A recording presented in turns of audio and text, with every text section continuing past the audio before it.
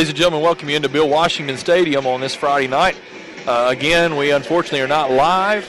You're watching us on Saturday morning, but hopefully we're going to bring to you a great football game tonight between the Madison Academy Mustangs and the Plainview Bears. Madison Academy advanced to this game as by winning last week against Winston County 58-19, and again get to host tonight against the Plainview Bears, who won impressively against Susan Moore last Friday night. The Mustangs looking to continue this road to Auburn, as this group of players has really come a long way here this season and look to continue tonight. I'm joined as always by Dr. Scott Royster. And Dr. Royster, what are some things that we should be on the lookout for tonight?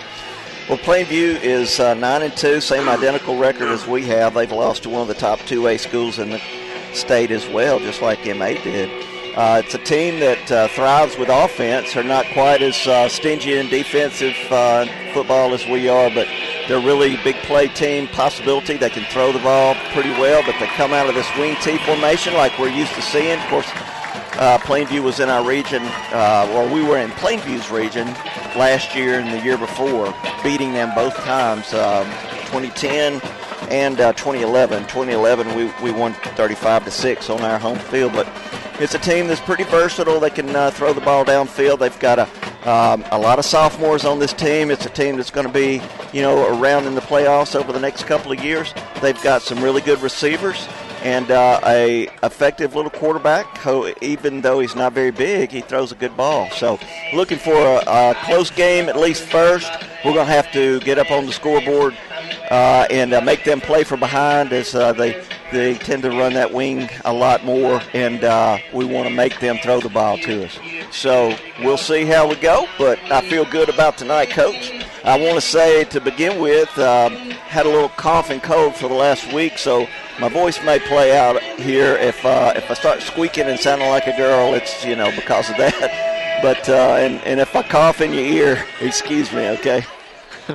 Well, we hope that will be you'll lose your voice for a different reason tonight as the Mustangs look to continue this exciting run that they've been on the last several weeks with some big victories points-wise over some of their competition the last several weeks, including a big win in the last game of the regular season over Central Clay County, who I understand went out last night, as a matter of fact, somewhat surprisingly, losing 13-0. But the Mustangs here will begin with kicking off. Chandler Trock is back to kick off from his own 40, and Plainview will start with the ball. Chandler approaching the ball and kicks it away. We are underway here tonight. Madison Academy and Plainview. The ball is taken at the 4, slips and fumbles the ball. And a good job by the Mustang coverage to take him down inside the 10.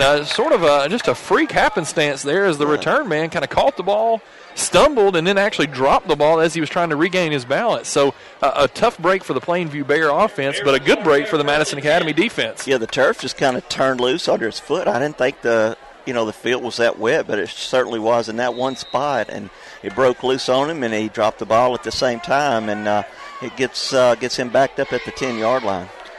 So the Bears will come to the line now at the 9-yard line. Quarterback is number 12, Jace Pruitt. Line up in the wing tee, man in motion to give to the man in motion. Coming to the left is number 21. That's Payne Anderson, but he has run out of bounds at about the 16-yard line. About a gain of 6.5. So a nice gain for the Plainview Bear offense on their first play.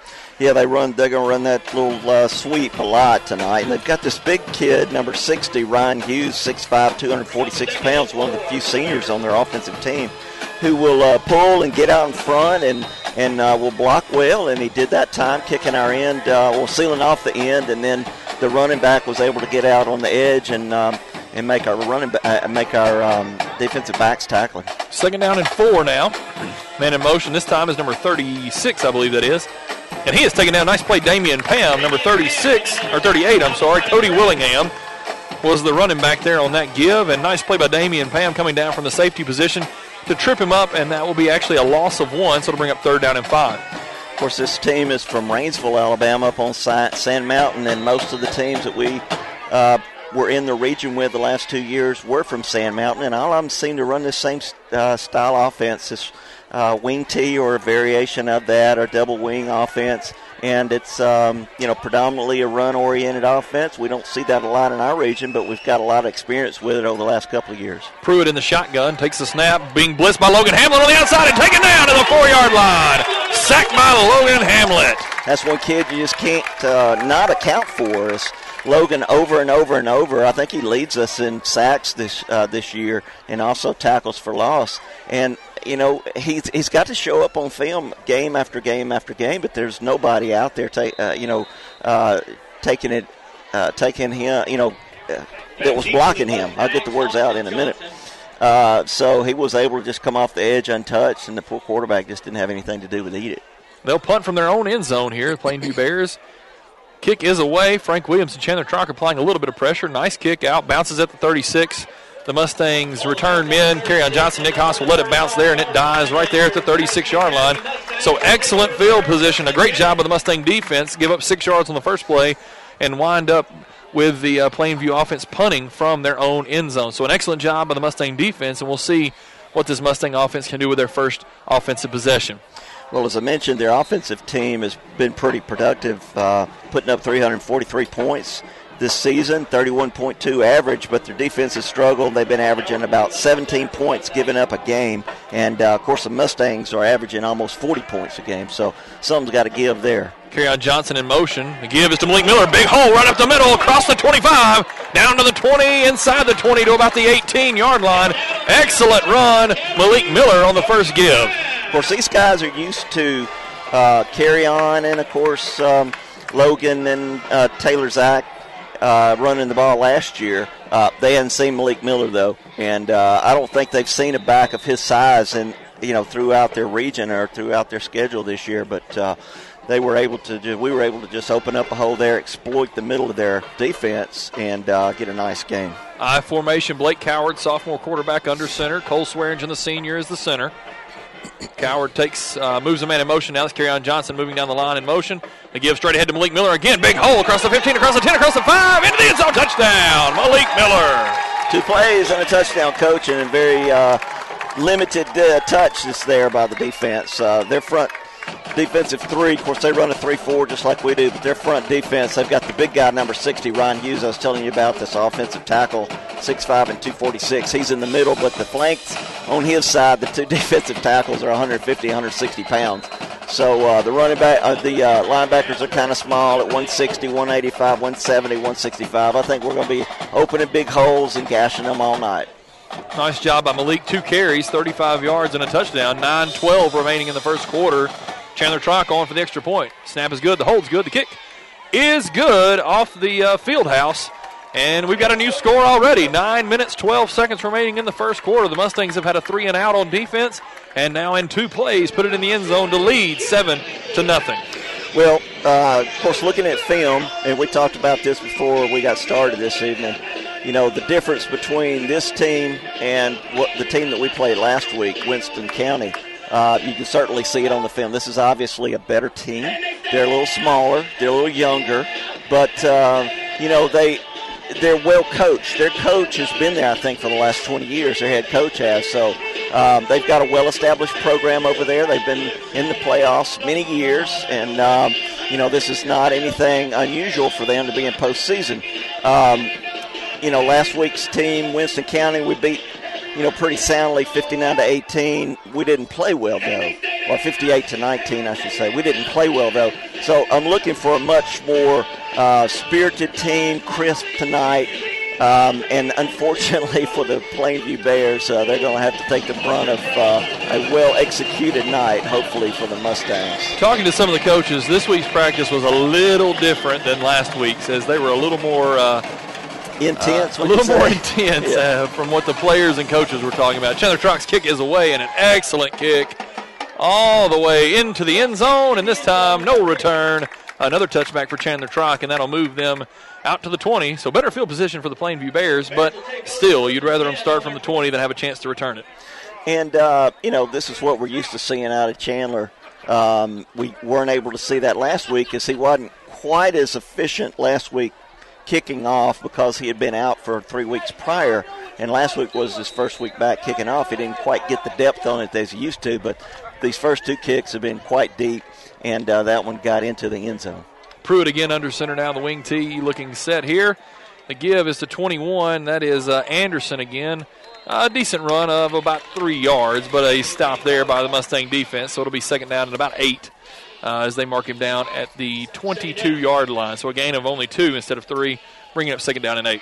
Well, the size of their offensive line is also quite small. Their center, Blake Shankles, is only 5'8", 150 pounds. They've got a 165-pound guard, another 165-pound guard. Ryan Hughes, the tackle, is 246, and then the other tackle is 6'4", 300. But I tell you, he doesn't have very good foot speed, and he's a little slow getting off the ball, so I don't see him being very much of a problem tonight. Wow, big toss to number 31, Brett Bobo, and he is met immediately by a very animated for the first time this season, Kerryon Johnson, who put his helmet directly between the 3 and the 1 and pounded him into the ground for a loss of, looks like 5 yards, all the way back to almost the 17-yard line. It'll be third and about 13. And I feel because of the size difference tonight with the Plainview line against our big guys, Pierre Brown 330, Frank Williams 250 plus, Taylor Kelly's 195, Garrett Lindsay is about 240, 250. You know, their smaller line is not going to match up with us, so they're going to have to run the ball to the outside. But unfortunately, we've got good speed, we've got good pursuit, and they're going to really struggle running the ball on us tonight. Some frustration from the Plainview coaches as they were trying to run, looked like a different set, a different play altogether, and the quarterback Pruitt looked around and started, and I could actually see him counting. He was counting players and apparently either came up one short or one too many, and is forced to take the first time out for the Plainview Bears. I want to make mention of the fact, if you listened to last week's webcast, you heard us talk about late in the game, Jerry Nichols was injured late in the game. I found out, unfortunately, he did break his arm late in the game last Friday night, and so Jerry, a senior, will not see any more action this season. Hate to see that happen in a game like last Friday night's, but we want to send out our best wishes to Jerry. He's on the sidelines tonight, see him down there with his team, but unfortunately will not be able to play again the rest of this season. So we want to send out our best wishes to him as Plainview comes back out on the field here after the timeout. Be up third down and 13. Quarterback Jace Pruitt in the shotgun now. 3 wide receivers. Snap nearly goes over his head. Pruitt loading up, got plenty of time. Throws it out to the right, and a catch is made by number 38. That is Cody Willingham, makes the catch on the outside, but it will be short of a first down. And I would be surprised if they decide to go for this. It's going to be fourth and about 2.5, and they will punt this thing away. The punter is I believe that's number 4, Cole Porter, as he will punt this thing away for the Bears on their second offensive possession.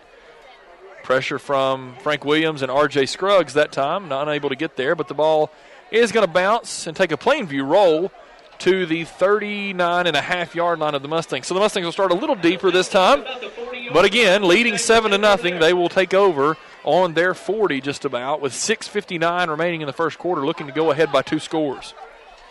Well, their other quarterback, Jace Pruitt, is 5'9", 160-pound sophomore. He doesn't have, real good arm strength, but he's very accurate, and he certainly was on that throw. But he just doesn't have the zip on the ball like we see out of Blake Coward. Coward under center in I formation, and this is something I know they had worked on. This snap count, particular snap count they've been working on all week, and they try it out here, and it works to perfection. Drawing the Plainview defensive lineman off sides into the neutral zone. So it'll be a free 5 yards for the Mustangs here on the first. I guess you wouldn't even call that a play. I guess the first lineup for the Mustang offense. So what is he actually doing, Coach? Is he like saying, "Get mama"? Yeah. Or "Who's your daddy"? It's a from what I understand, it's a freeze count. And so they basically just walk up there and nobody moves, nobody snaps, nobody does anything. Coward just keeps yelling until somebody jumps, I guess.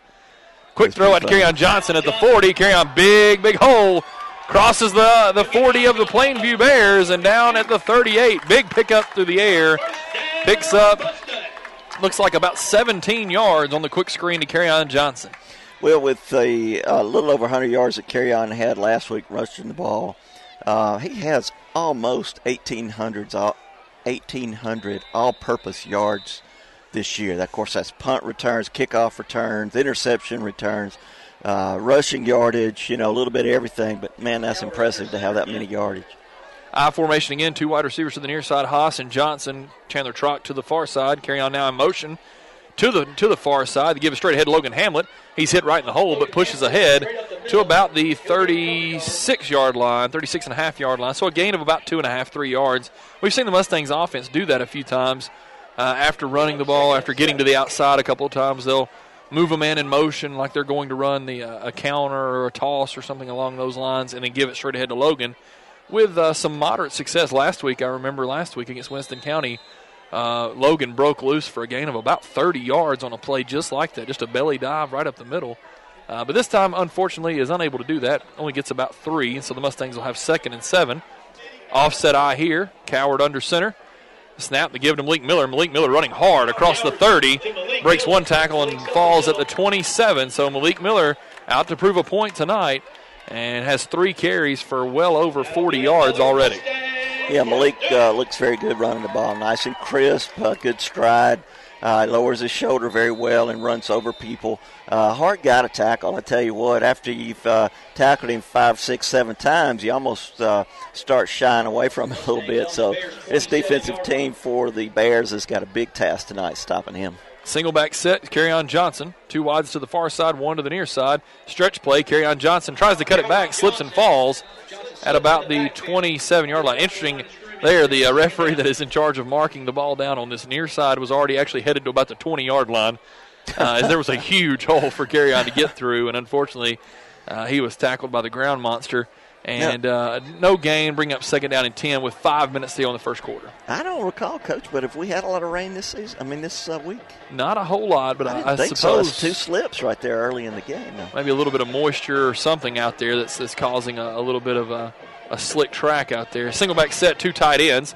Coward, quick step, and throws an interception. Nice play there by the linebacker, number 31, Brett Bobo. A nice job reading Blake Coward's eyes as Blake took the 3-step drop and was going to throw the quick hitch out to Nick Haas. And a good read by the linebacker Bobo to step right in front and pick that ball off and returns it to midfield to the 50. Well, for everyone that remembers the Alabama game last week, that very last play where the quarterback tried to get the touchdown, throwing the little quick out, that's pretty much what happened on that one, except the interceptor was a little bit more to the middle and broke on the ball a little differently, but still nice break there by the number 31 defensive player who was able to take the interception and get on downfield. Caleb Spears takes the ball straight ahead out of that wing T formation. He would be kind of the fullback type player. He takes it straight ahead, picks up about 3 yards, and it'll be 2nd down and 7 as the Plainview Bears start with their best field position of the night so far. Yeah, very few interceptions this year for Blake, and I don't know that was, as much as his fault as it was just a fantastic play by the little outside linebacker there. But they've got a running back, number 7, Caleb Spears, pretty big kid for them, 5'11", 170. But so far they're going with these little guys and misdirection. 38, that's Cody Willingham, takes the carry, and he is put down hard out of bounds by Logan Hamlet at about the 42-yard line. And that's going to bring up 3rd down, but it'll be 3rd down and very short for the Bears here as they look to get their first down of the night with 4 minutes to go here in the first quarter. This team all-time against Madison Academy, 3-0. We played them back in the 70s or 80s one time, and then, of course, I mentioned earlier we've played them the last 2 years. 2010, we beat them 17-7 over there. Very hard-fought game, and that was a big game because whoever won that was to go on and win the region, which is certainly what we did, and then 35-6 last year. 3rd and 1, and there's that play again that we've seen so many times by the Mustang defensive line, and it just continues to work. Jamie Marshall, the middle linebacker, will line up at the nose guard position with Pierre Brown, the actual nose guard, lining up right behind him. And what they'll do is, right as the quarterback is standing over the ball, getting ready to take the snap, Jamie Marshall just jumps up and moves back to his middle linebacker position, and Pierre Brown just replaces him. Yeah. And more times than not, you'll see an offensive lineman who, on a 3rd and very short like that, is just itching to get off the ball and block. He just can't help it. It's very well designed by our defensive staff and coaching staff here, and they always seem to call it at the right time. So now it's 3rd and 6, a long 6 for the Plainview offense. Snap and the give is the number 21, Payne Anderson, who slips through one tackle but won't get through the other, and he is taken down hard at about the 41. That's going to bring up, looks like 4th and inches, depending on the spot here. We'll see where they put the ball down, but it'll be very, very close to a first down. We'll see what they decide to do close, here. Isn't it? I believe they're going to call for a measurement. They're going to call it 4th down without measuring, so it's going to be 4th and very, very short. 4th and maybe just a couple of inches here for Plainview. Yeah, and this is an area where you see number 7, unless they try to sneak it. If they hand the ball off, number 7's a pretty hard-nosed little runner. And, we'll just have to buck up in the middle and keep him out, keep him on their side of the 40. Big play here early for the Plainview offense as they trail 7-0 with 3:15 to go here in the first quarter. Pruitt, the quarterback, will keep it, fall straight ahead, and that'll be a first down. And so Plainview will get a fresh set of downs from the 38 of the Mustangs here on this drive. 3 minutes to go in the first quarter. Well, we tried that again, that same thing where Pierre backed off the line right before the snap was. They didn't bite on it that time, and unfortunately what it did is it just took him off the line of scrimmage, and the quarterback recognized that and got across the 40 real easily for the first down. So 1st and 10 now. 3 minutes the clock is running here in the first quarter. Mustangs lead 7-0. Malik Miller, a quick early touchdown run, but then unfortunately a coward interception just a moment ago gives the Plainview the opportunity to get their best field position, but after that first down they give it to Spears, and he's met in the hole by Taylor Zack and thrown right to the ground. Gain of maybe 1 with forward progress, but a nice job by Taylor. Yeah, good little nice solo tackle there by Taylor. Good form, got his shoulder pads down low so he could get up underneath the running back, was able to explode through him and stop him for a loss. So bring up 2nd down and 9 now for the Plainview offense. 2 minutes and 15 seconds remaining in the first quarter. We'll see what they decide to do here. Probably more of the same. Looks like the wing T formation here. Bring the man in motion. The give is to the man in motion. That's Anderson taking it left, following his blockers. He'll get across the 35 to about the 34. He's taken down there by a combination of Taylor Zack, Kerryon Johnson, and Frank Williams. And that's going to bring up 3rd down and about 4.5, 5 yards here for Plainview. Yeah, so they look like they're in a passing situation. So to see if we can get a little more pressure on the quarterback. The last time, they were in this throwing position and completed the pass, it was a little short of the 4th down, so they wound up punting. But he had a lot of time to find a receiver, as we had a hard time getting pressure. So see what we'll do about sending a little extra. Pruitt under center. The give is to Anderson going off the right side.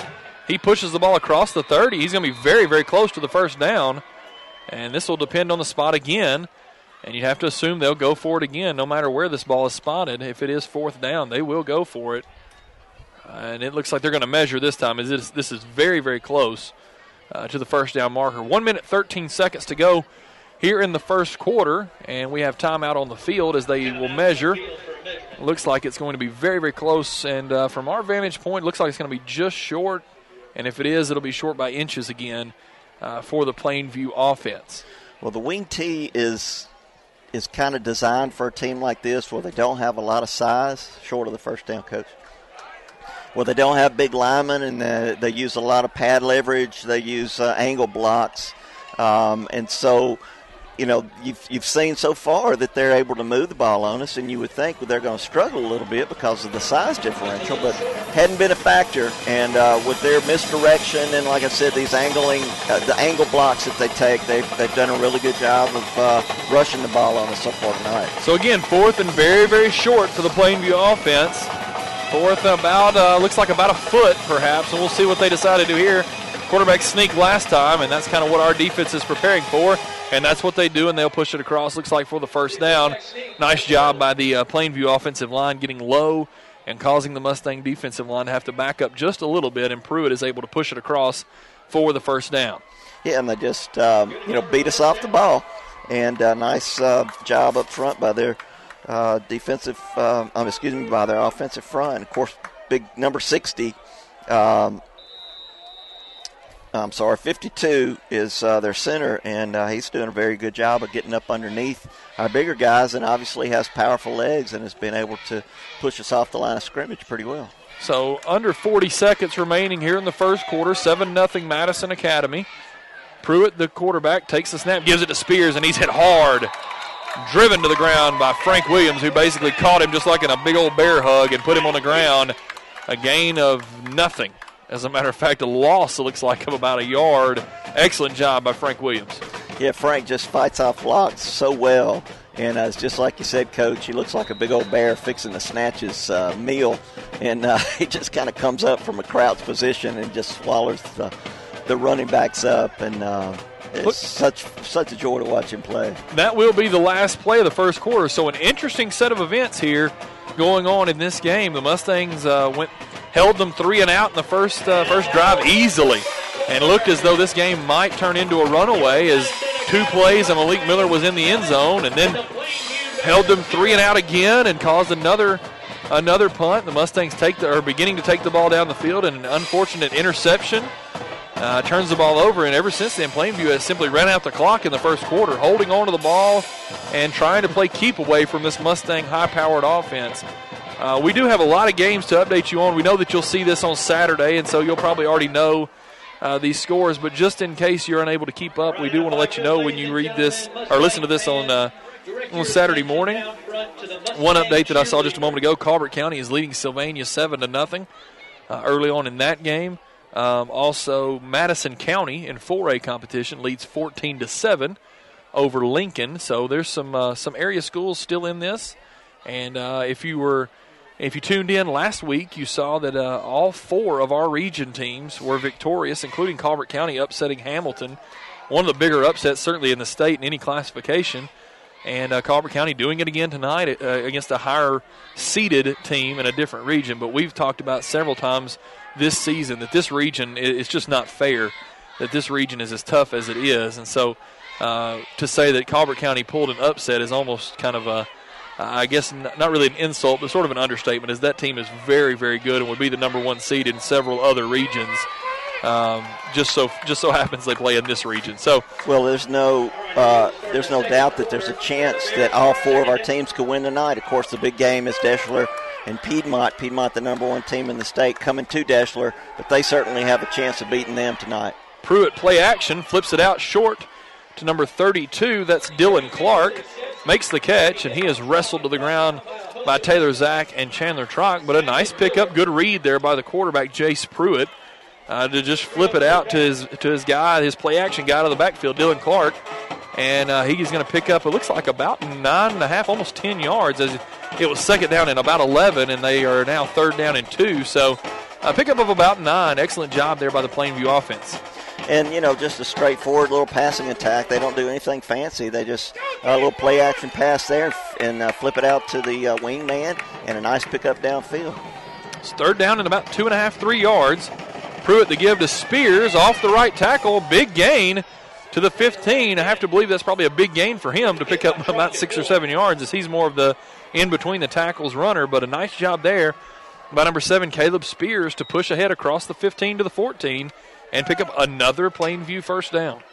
Yeah, just a nice little drive put together here by Plainview. Got the ball on the interception, and we've just struggled to stop their running attack, and then they throw a pass in there and a big time and get a nice gain, and so they keep it in a 3rd and short, and they're able to pick up those 4, 5, 6 yards easily on us tonight so far.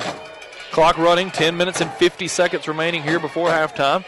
Pruitt the give to Spears again across the 14, across the line of scrimmage, but he is taken down there at about the 13, so a gain of only 1 this time. Nice job, Frank Williams and Taylor Zach and Pierre Brown as well, to take Spears down for a gain of only 1.5.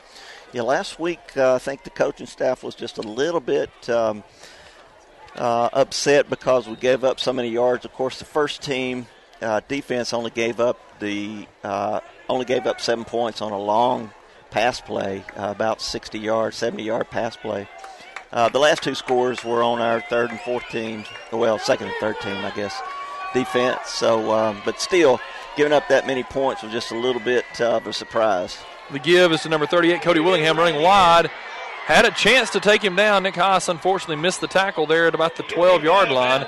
And Willingham's going to be run out of bounds by Logan Hamlet, but he's going to pick up what looks to be close to a first down, but it will be third and about 1 where they marked him down. So whatever we worked on this last week, maybe a little bit more pass defense to shore up some things from last week.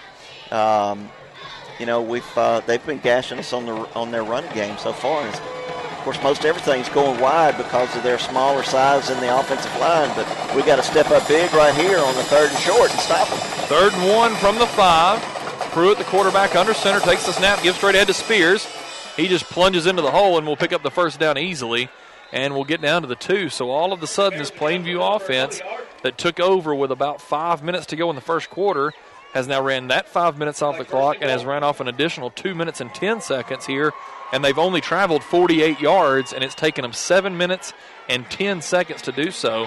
But if you know anything about the way teams scout this Madison Academy team, you just know you have to keep the offense off the field, and Plainview doing an excellent job of that so far. Yeah, they really all have to. 1st and goal from the 2 for Plainview. Pruitt, the quarterback, under center, takes the snap, give to Spears, tries to go outside. He's met there and taken down. Nice job by the Mustang defense. He'll gain about half a yard. Bring up 2nd down and goal from about the 2. Nice job there by the Mustang defense to stop him before he got to the goal line. They're actually going to mark him down even closer at about the 1. So the Mustangs going to have to do an unbelievable job here if they're going to keep this team out of the end zone. Well, we've been pretty successful on goal line stands this year. We've had several where teams have been unable to get the ball across the end zone, but we're going to have a little extra gumption tonight to keep this team out. Pruitt, the quarterback, takes the snap. The give is almost fumbled. As just an odd set of events there. Pruitt kind of handed that ball off around the shoulders of Pruitt, the running back, Spears, the running back, Caleb Spears. The ball was up around his shoulders, and he was able to corral it, but by the time he did, he was met by a host of Mustang defenders, throwing him down at the 2-yard line. Actually drove him back to the 5, but they'll give him the forward progress at the 2. So 3rd down and goal now from the 2, and hopefully you start to put a little pressure on the Plainview offense to try to get in here and maybe create a mistake here. Pruitt, the quarterback, under center. The give to Spears, and Pruitt, the quarterback, tried to keep it and fell down. Yeah, again, right about that same spot where the first kickoff returner slipped. His footing went out from under him. Same place where the quarterback had a misstep and unfortunately lost his footing. So it looks like they're going to try a field goal, Coach. Unbelievable course of events there. 1st and goal from the 2, or from the 3, and the first play gets you to the 1, just inside the 1. As a matter of fact, the next play was a bad handoff from the quarterback to the running back, backed him up to the 2. Then the quarterback tried to play action, and when he did, he fell right down at the 5-yard line. And now we'll see what they decide to do they here. Said forget the they're going for it. Forget the kick. They're going to go for it. Yeah. 4th and goal from the 5. Big play early in this game. Pruitt back to throw, almost falls again. Got a man in the middle. Touchdown. And they call it incomplete. The referee in the middle of the field is calling it incomplete. The 2 officials in the back signaled touchdown, but they could not see the ball. It's the official in the middle of the field that could see the ball, and it is going to be incomplete, and the Mustangs are going to have stopped the Plainview offense inside the 10. It'll be first down Mustangs from their own 5-yard line. Excellent job by the Mustang defense. Well, once again, we came up with a big 4th and goal stop. Just another strong effort there by our defense. We've had several of those this year, keeping teams out of the end zone and in the red zone, especially down there inside the 10-yard line. And we've made a nice step up there to stop that play. The receiver was open, but the ball was thrown just a little bit too low, and it bounced off the ground before. Big momentum shift there in this game early on. Mustangs are able to stop them on 4th and goal from the 5. Coward now the give straight ahead to Carryon Johnson. Big hole across the 10, across the 15. Carryon will have a first down all the way to the 17-yard line. And with 7 minutes to go, if you're the Plainview coaching staff, this thing can get dangerously close to getting out of hand if you're not very careful. Well, at any moment, as we've seen all year, Carryon can break one and take it all the way to the house. He does look like he's got a little bit more extra step and, excitement tonight than he did maybe last week. I think the whole team has, actually. So it's just good to have the ball back. It's been a long time since our offense has had it. Unfortunately for the Plainview offense, they held the ball for almost 8 minutes and were unable to score. Coward now the center of the single back set is the give to Kerryon Johnson. Another big hole across the 20, the 25 to the 27, and Kerryon will go down there with another first down. So 2 gives, 2 first downs for Kerryon Johnson. Well, and he couldn't get that without the offensive line opening up little nice little holes for him to scoot through. So good job up there by Swearingen and Mann and the other guys, to get on their blocks and stay with them and open up some running areas for Kerryon to get through. 1st and 10 now for the Mustangs from their own 29. 6.5 minutes remaining before halftime. 7-0 is our score. Madison Academy leads. They give straight ahead to Malik Miller out of the fullback position. Breaks through 2 tackles at the line across the 35. And that'll pick up 7 to about the 36-yard line. Malik Miller just impossible to bring down with one person. Yeah, he's a strong runner, big kid. And, as we mentioned before, just the way he carries his body, with his pads low, and he delivers such a good lick on the kid, he can usually get a few extra yards after contact. Mustangs here. The give is going to be to Kerryon Johnson out of the deep eye. And again, there's that cut right around that same place that he fell the other time. Tries to cut back, and when he does, puts his foot on the ground. His foot slides right out from under him. So instead of a gain of who knows how many, he'll pick up about 2 to the 37.5-yard line. It'll be 3rd down and 2. But who knows how far he could have got there if he would have been able to cut that outside and get away from the middle of the field. But unfortunate, he slips and falls there to bring up 3rd down and short for the Mustangs here. I formation, Coward under center. 2 tight ends, Hamlet and Kelly. Malik Miller is the fullback. Toss to Kerryon Johnson. This has been successful all year, and it is again. Kerryon Johnson, off he goes across the 40, 35, 30, 25, 20, cuts it back, got no one in front of him. Number 1 into the end zone again. Touchdown, Mustangs. I tell you, that was shades of O.J. Simpson. I can remember that famous game against UCLA and USC, which we're having another one of those this weekend out in Los Angeles. But that famous game back in the year that he won his Heisman Trophy, where he just weaved and dashed and slashed his way through all those light blue shirts for UCLA. There have been paintings made of it and pictures that you see of that particular play, and Kerryon Johnson had exactly one of those runs. Excellent job by not only Kerryon, but the other players, Logan Hamlet along with Taylor Kelly and others, who sprinted down as far as they could to get in front of Kerryon and lay some blocks for him, and Kerryon does the rest. 62 yards and a new score after Chandler Trike's extra point. 5:09 remaining in the first half. The Mustangs now lead 14-0. And, just looking at this play up on the Jumbotron, you're exactly right, Coach. Kerryon's got great vision and he's got great ability, but he's got about 6 guys downfield laying blocks for him. His wide receivers, Hamlet's down there. One of the linemen actually went all the way downfield to block for him too. So he couldn't do that all by himself. He had a lot of help there as they were just guiding him downfield and letting him cut off of their blocks, and they just did such an amazing job. So an unbelievable turn of events here. If you're going to listen to this on Saturday morning and you want to know how this game turned, all you have to do is know that Plainview had it 1st and goal from the 2-yard line, gained a yard on 1st down. Then on an awkward handoff, lost a yard back to about the 2.5, 3-yard line. And then the quarterback, Pruitt, fell down at the 5 and then threw a pass into the end zone on 4th and goal that was incomplete. The Mustangs then took it, I believe that was 3 plays, 95 yards on 3 plays. Kerryon Johnson into the end zone, and all of a sudden, instead of 7-7, it's 14-0 Mustangs. Chandler Truck's kick from his own 40. A lot of air under this one. It's taken at about the 6-yard line. We'll see if the coverage team can get down there. Looks like a block in the back, no flag. And an unfortunate set of events there. Number 2, Race Laney is going to wish he had not done that. Kerryon got up in Mr. Laney's face, or maybe Race got up in Kerryon's face. Not sure why you would do that, but Mr. Laney decided to make something personal there with Kerryon Johnson, and Kerryon basically just introduced him to the ground. By the way, just noticed on the board, Piedmont losing. Oh, man. 7-0 to Deschler already. Telling you. We mentioned earlier that all 4 teams in our region swept last week, and you can see that maybe coming this week as Piedmont comes into Deschler, the number 1 team in the state. But they're going to struggle with Deschler. Deschler is on a roll. Ever since we beat them, they've been just gashing people, and they've just been. I tell you, I don't know if I want to play Deschler.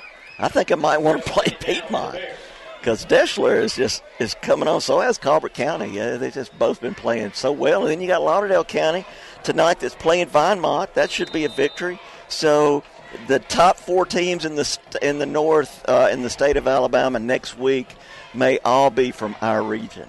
Just an incredible turn of events. We've said all along Madison Academy plays in the toughest region in the state, and it's showing here in the playoffs. The first play was a gain of about 1 to Anderson, the running back. This time it's Willingham coming around the right end. He's hit there by, looks like Chandler Trock, along with, I believe that's Taylor Kelly, putting the ball carrier Willingham down at about the 35. So it's going to be 3rd down and about 5 for this Plainview offense. And you have to understand the way this crazy game of football works, the momentum that can shift just on a play. If the young man catches the ball in the back of the end zone for Plainview, it's 7-7. Yeah. We're talking about this hard-fought, long 8-minute drive, and they score, and it's tied. The next thing you know, 3 plays later, Kerryon Johnson standing in the other end zone, and it's a lead of 14-0 instead of 7-7 or even just 7-0. 3rd down and 5. Pruitt back to throw. Got a man open, but overthrows him. Nick Haas would have laid an unbelievable hit on that young man if he'd have caught that ball. And nice job by Nick to lay off of that. I mean, you've got a cornerback that's breaking on a receiver, and like you said, had he caught the ball, would have probably been a big hit that we would have had on the scoreboard, for next week's game. But he was able to lay off the hit and not hurt the kid. Almost better that he didn't catch the ball. The clock stops, and Plainview will be forced to punt. The young man that was out for the pass, Porter, is the punter, kicks it right to Nick Haas at the 35. That's probably not in their scouting report. Nick Haas takes it 15 yards across the 50, now reverses fields. He's got a little bit of room. Nick Haas, big block by Malik Miller. There comes the flag. I could have told you it was coming. Yeah. Number 60 had his back turned, and unfortunately Malik trying to get a big hit. Hit him right in the back, and that's going to be a block in the back every single time. And so that'll back the Mustangs up. But a good return by Nick Haas prevents that from being too big of a penalty. And so the Mustangs will get the ball back. 3 minutes exactly on the clock remaining in the first half. We'll see where they place this ball down at.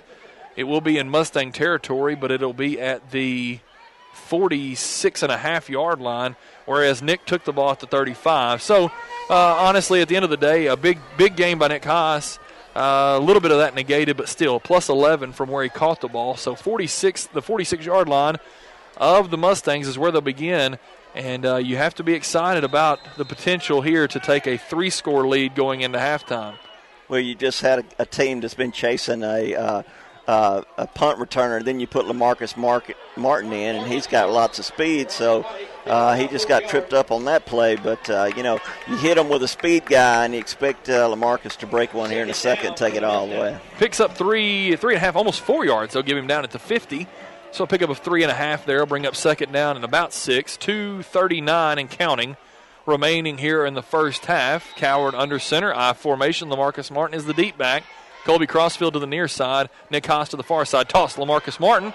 Got some blocks out in front. Across the 50, across the 45. Down to the 39. Nice job by LaMarcus. Nice job blocking by the offensive line.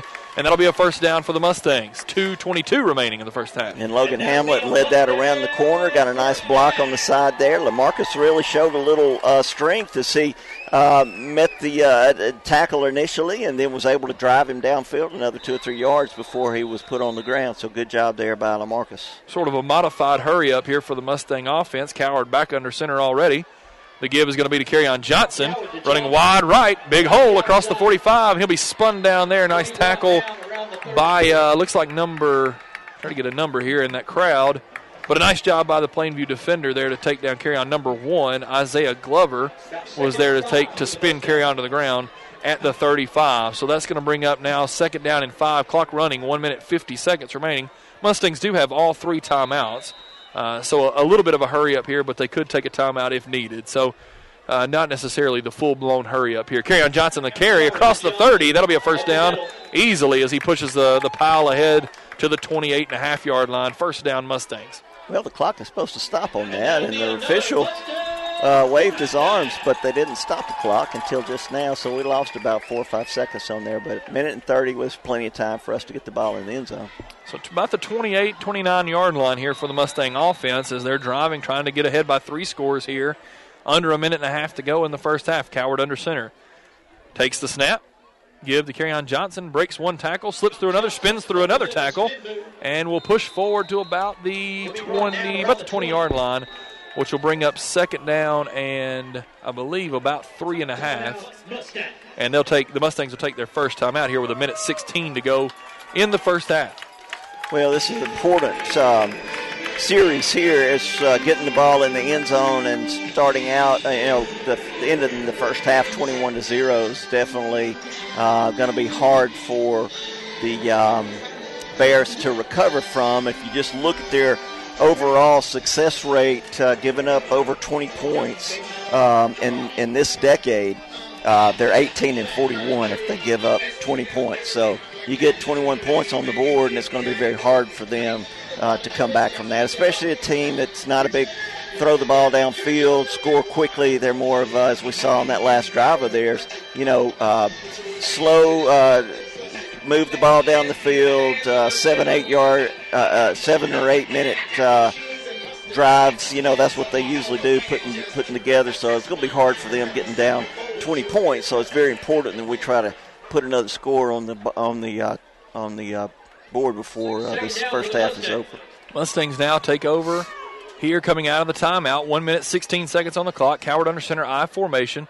Malik Miller, and there's that free snap count. That's going to be a free first down for the Mustang offense. It was 2nd down and about 2, and basically ran out there and lined up, and just as we mentioned earlier, nobody moved. Not a single person for the Mustang team, and basically Blake Coward just stands over the ball and continues to call out snap count until somebody for Plainview moves, and they did in this case, and it'll be a free first down, moving the ball all the way down now to the 15-yard line. Ball's on the 15. Mustangs will take it there first. Coward quickly lines his team up, I formation. Gives to Malik Miller at the 15. Malik Miller breaks a tackle across the 10, across the 5. A flag is thrown. That will be a touchdown, but I believe that's going to come back as the flag is thrown at the 15. And as a matter of fact, Garrett Lindsay was sitting on the ground, and the flag actually landed right in Garrett's lap, sitting on the ground. So my guess is that Garrett was the one that committed I'm going to say it's probably as I look down there, and Garrett has both hands extended as though to say, who, me? And it'll be a holding penalty, it looks like. And obviously, I don't even know why would you even ask the defensive captain if they want to accept that penalty? Yeah, it's kind of silly, isn't it? I believe we'll decline that. We'll take the points. Decline it and let them have the touchdown. I mean, that's foolishness there.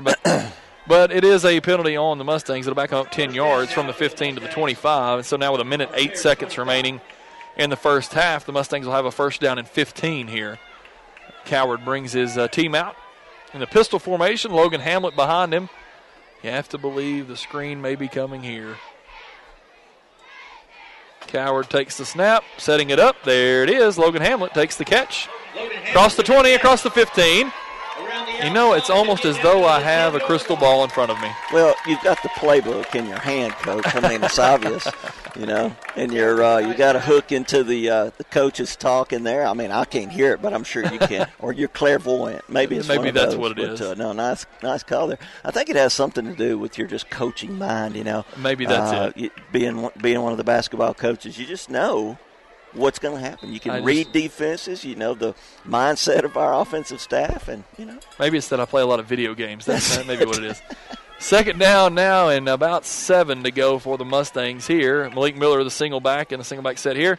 Stretch play, Malik going to the left, across the 10, across the 6, the 5, breaks a tackle, fighting forward. Nice job by not only Malik Miller, but you got to say a good old Southern phrase, bless Cody Willingham's heart. That kid was holding on for dear life and finally got a little help from his teammates, and down goes Malik finally at about the 2-yard line. An unbelievably hard, tough run for Malik Miller. Picks up the first down, and now it'll be 1st and goal for the Mustang offense. With the clock running, 37 seconds now. Coward under center I formation. Give to Kerryon Johnson straight ahead. Plunges into the end zone. Touchdown. Kerryon Johnson, his second of the night, will bring the score to 20-0 pending Chandler Trock's extra point.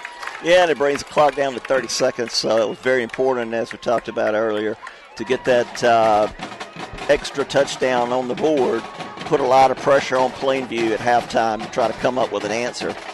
So nice, just a nice drive there by the Mustangs with limited time on the clock. They were able to get their job done, and except for that one penalty, which unfortunately for Plainview just didn't do anything to stop us. We had a fantastic drive. Snap, hold, kick, all good. New score, 30 seconds remaining in the first half. Mustangs now lead 21-0. Well, it's good to see our crowd here tonight. It's a little down, but, of course, we've got, the kids are off all next week for Thanksgiving festivities. So we expected to see a little bit of a decrease in numbers, but still not that bad. I'm sure we've got a lot of families that will be traveling. We wish them the best and safety. We want everybody to, have a good holiday season, but, of course, we want them to be safe. We've got a big we've got some basketball coming up this coming week, don't we, Coach? Tell us a little bit about that. The varsity schedule begins on Wednesday, but we have to make mention of the fact that many of our varsity basketball players are still suited up in pads and helmets. And so it'll be kind of a combination of our varsity and junior varsity basketball teams that will play in a Thanksgiving tournament at Asbury High School beginning on Wednesday. They'll play Wednesday and Friday, and then begin regular season action against Randolph on the Thursday after Thanksgiving. So a lot of action going on, a lot of practice time has gone in for these guys. Coach Blackston and I were talking today. This team has practiced now 25 times before they played their first game. So they should be well prepared for Wednesday. Now, and some of the football players been practicing with you? Can they do that? They cannot do that. So thankfully we were able to have 10 guys that don't play football. So we've been able to have some practices here with 10 guys. Look, if you ever need somebody to step in and help out, just call me. And you'll give us the name of somebody else to come to practice. Exactly. I got you. I'm with you. I've got some friends that are pretty decent basketball. All right, I got you. No, I don't want to mention, too, the JV girls have a tournament starting Monday here at Madison Academy, Monday, Tuesday, and Wednesday. So if you want to come out and see some good basketball, there'll be some good girls basketball here.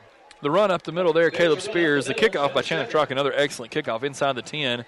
It was returned to the 25, and that looks like that may be the last play of the first half, as the quarterback Pruitt is sort of standing off to the side and not in a hurry at all to go back to the huddle. So that will be the last play of the first half. The Mustangs will go into halftime with a 3-score lead, 21-0. Big turn of events, ladies and gentlemen, as you watch. Big turn of events early in the second quarter.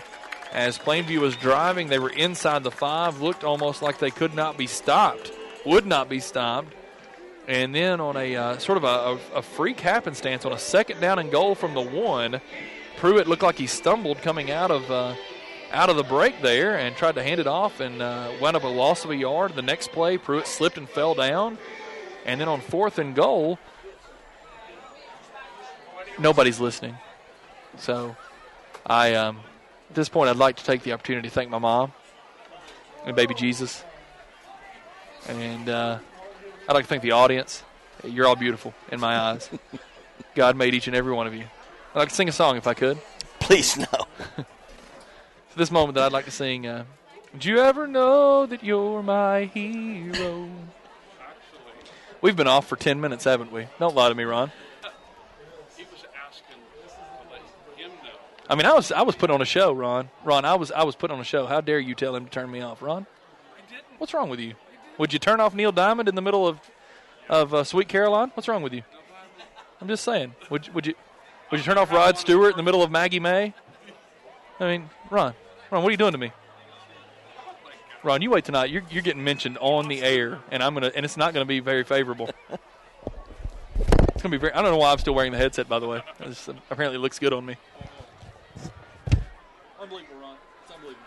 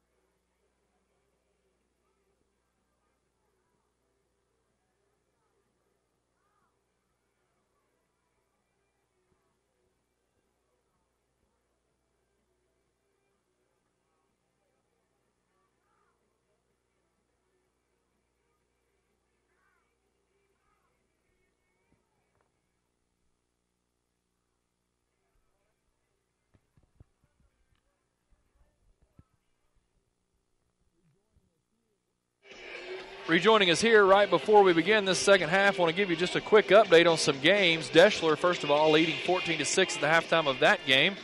Colbert County ahead, looks like tied now, 7-7 with Sylvania. Bob Jones trails 7-0 against Mountain Brook, and I believe I saw Vestavia leads Huntsville 6-0 in that game as well. So a lot of area teams still in it here. Madison County trails by 1 point against Lincoln in that game. So a lot of area teams still playing. The big one there, if you're a Madison Academy fan, is the Deschler-Piedmont game, as Piedmont is the #1 team in the state, and they trail on the road in Deschler. Now, here's the thing that you need to keep in mind, and even though you're hearing this on Saturday, this will still apply. If the Mustangs are able to hold on here tonight and all three of the other region teams are victorious, as they could be, they have a very good chance of all three of those teams winning. The Mustangs would host again next week against Colbert County. Then if it doesn't really matter, Deschler, Lauderdale County, whoever wins that game would still have to come to Madison Academy. So for the first time that any of us could remember in the history of this format, a team would host all 4 playoff games leading up to the state championship game, which would be an incredible coup for the Madison Academy football team. But we've still got work to do here, as those other teams do as well. And as we get close to begin the second half, Dr. Royster's got some stats that sort of reveals how this game has gone so far. Well, one of the interesting stats, just starting out with, is time of possession. Plainview has held the ball 16 minutes and 36 seconds to Madison Academy, only 7 minutes and 24 seconds. And, of course, a lot of that was that 8-minute drive where they were unable to come away with any points because of a big 4th and goal stand that the Mustang defense had. But here's some offensive scores. Madison Academy had a total of 188 yards rushing on 17 attempts. That's an average of 11.1 yards per carry. 3 rushing touchdowns. Plainview, on the other hand, 23 rushes for 53 yards, only 2.3 rushing yard average. Passing, Blake Coward was 2 of 3 for 28 yards. He did have the 1 interception. Their quarterback was 3 of 5 for only 8 yards. So total yards certainly went to the Mustangs, 216 to 61 for Plainview. We had, of course, the 1 turnover, the interception. And as I mentioned, the time of possession was very much in their favor, but did not show up on the scoreboard. Some individual stats: Kerryon Johnson led us in rushing, 9 rushes for 110 yards, 2 touchdowns. Malik Miller, 5 rushes for 61 yards and 1 touchdown. And let's see, leading us in pass receptions was, I believe Kerryon has 1 catch for 16 yards, and Logan Hamlin had another catch for 12. So none of our wide receivers have been involved in the game tonight. So it's all been our running backs, and that's stats, Coach. As we begin the second half, the Mustangs will begin with the ball, so an excellent turn of events for the Mustangs to score with 30 seconds remaining in the first half and now get the ball to start the second half. Spears' kick will bounce out of bounds at the 15. There goes the flag, so that'll bring it all the way back out to the 35, where the Mustangs will begin their first offensive possession of the second half, leading 21-0. So no time running off the clock, so we'll start with a fresh clock, 12 minutes on the clock. 24 minutes remaining in the game here. Mustangs trying to maintain this 3-score advantage and then wait and watch and see who it is that comes out of that Colbert County-Sylvania game, which is tied right now 7-7 in that as they begin the second half there. You know, one of the interesting things I found on a lot of the teams left in the playoffs this week is our region really has done well in their opponent records. I'll expand on that in just a minute. Offset eye, Kerryon Johnson in motion to give straight ahead to Malik Miller across the 35, across the 40, big hole. Malik Miller across the 50, across the 40 as he'll run away from the defense. Malik Miller all the way down to the 6-yard line. Malik Miller once again, that looks eerily reminiscent to the first series of the game for the Mustang offense as they take it right down the field. Malik Miller, big gain for the Mustang offense as he picks up what looks to be about 58 yards on the opening carry of the second half. Well, I was impressed with the defensive back who was able to chase him down. Cody Willingham, number 38, actually got his arms on him and actually brought him to the ground. But, again, 58 yards. Malik now in the backfield in the I formation. A little bit of movement there, but nothing to throw a flag over. Malik again.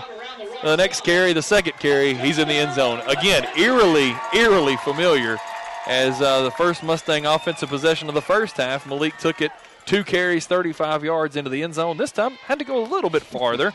2 carries, 65 yards.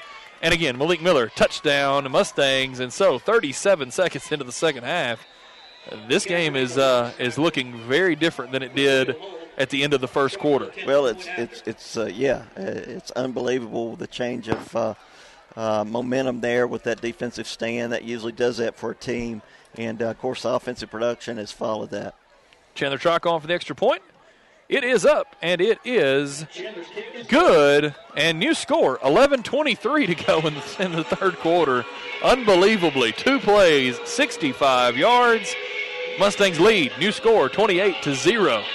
And that was just a play right up the middle, and you got to really credit Cole Swearingen and Garrett Lindsey and also Adam Mann for just opening up a big hole there.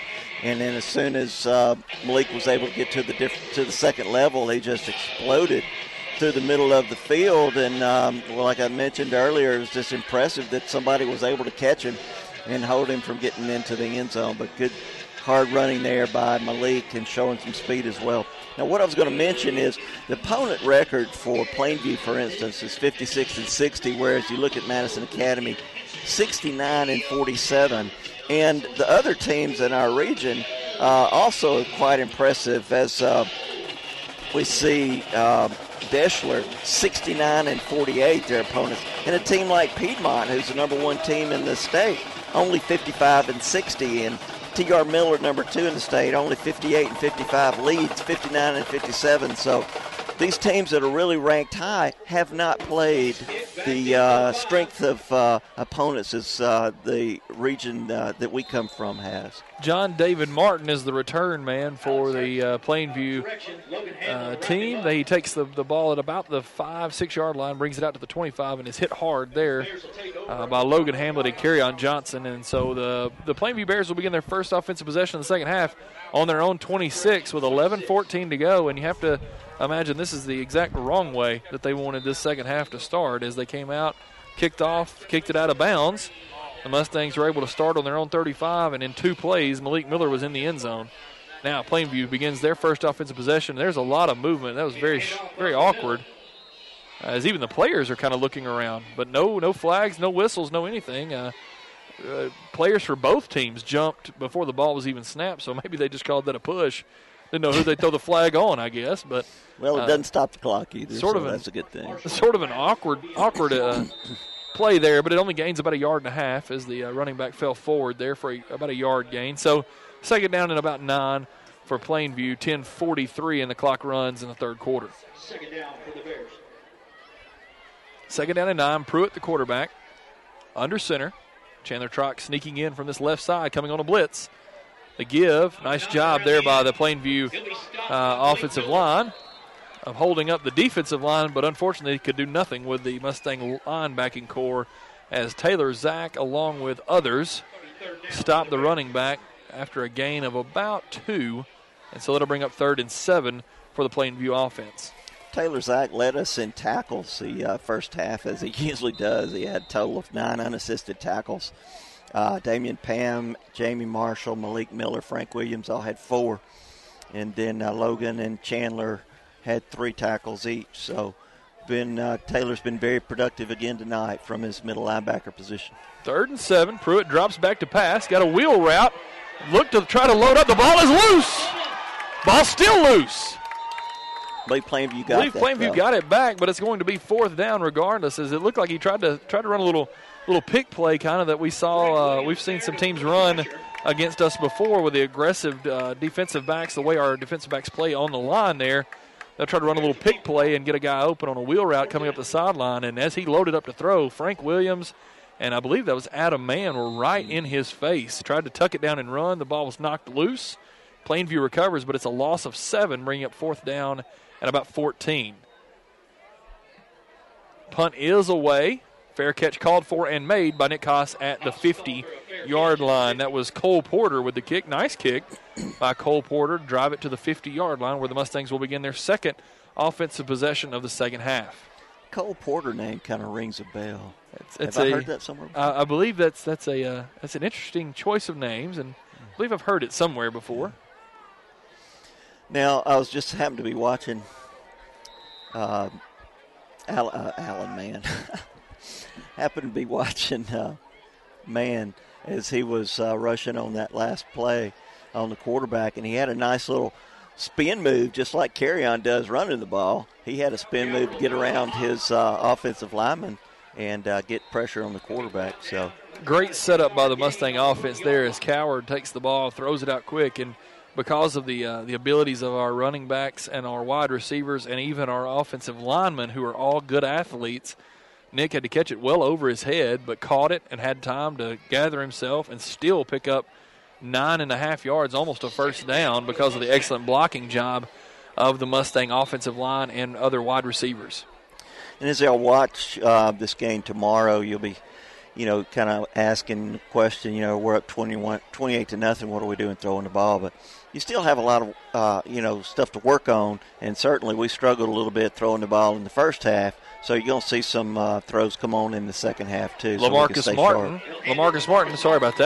Martin takes the carry for the first down across the 35 down to the 31. Nice job there by Lamarcus. It's good to have a third-team running back as good as Lamarcus is, I tell you.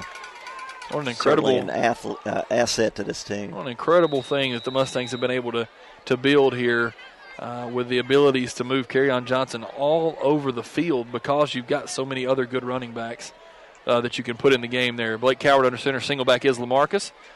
Play action, Coward rolls out. He's got Logan Hamlet wide open at the 26. Logan makes a nice stutter step move at the 20 and will get into the end zone. Excellent play, Logan Hamlet. Yeah, Logan did a great job of just coming out of his tight end position, running a little out, about a 10-yard out. Kobe Crossfield was the wide out on that side, and he took his cornerback down deep, and Logan was wide open, made a nice little move on the tackler, and got into the end zone. Well, incredible job there by the Mustang offense as all of a sudden this game has gotten out of hand early here in the third quarter. Chandler Schrock on for the extra point. McCafferty's snap is good. Wimberly's hold is good. The kick is good. And new score, 8:25. We're only 3.5 minutes into the second half, and this game is now 35-0, Madison Academy. Well, obviously out of reach for Plainview as we feel like Madison Academy's got this one in the bag. If teams score 30 points or more on this team, they're 2-25 over the last 12 years, so feel pretty confident where we are right now, Coach. Be interesting to see now, 8:25 remaining in the third quarter, as you start to see maybe some of these guys get off the field, guys like Malik Miller, guys like Kerryon Johnson,